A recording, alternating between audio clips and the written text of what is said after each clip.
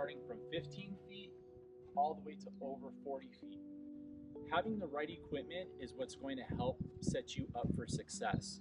That's why I always recommend that if you're going to be going after trying to surf bigger waves, to actually talk to a shaper to get you dialed for the proper areas that you're going to be surfing.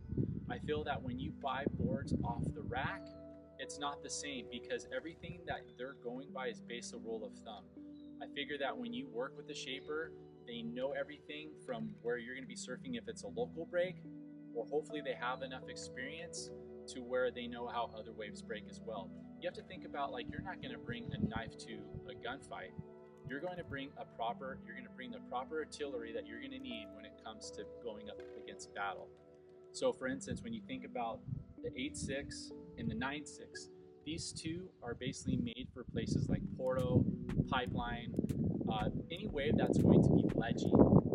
Even for instance, this 10-footer that's right behind me, this thing will even work great for maps. However, we have this 10.6. This 10.6 would be too big for places like Mavericks. Maybe it would be able to if it was shaped a little bit differently, but however, based upon about how there's not much nose rocker on this board, there's a possibility that you can pearl. Now, those are why it's so important that when you're going into buying boards or to getting a board for whatever waves you're trying to go for, that's why it's so important to have the proper equipment for the waves that you're going after. All of these boards that I have will be good for anything that I go from, whether it is surfing Waimea, whether it is Mavericks, whether it is Porto Escondido, different big wave spots that are outer reefs, such as like Himalayas or hammerheads over on the North Shore of Oahu. This one right here, this 10.0 would be perfect for Pe'ahi as well.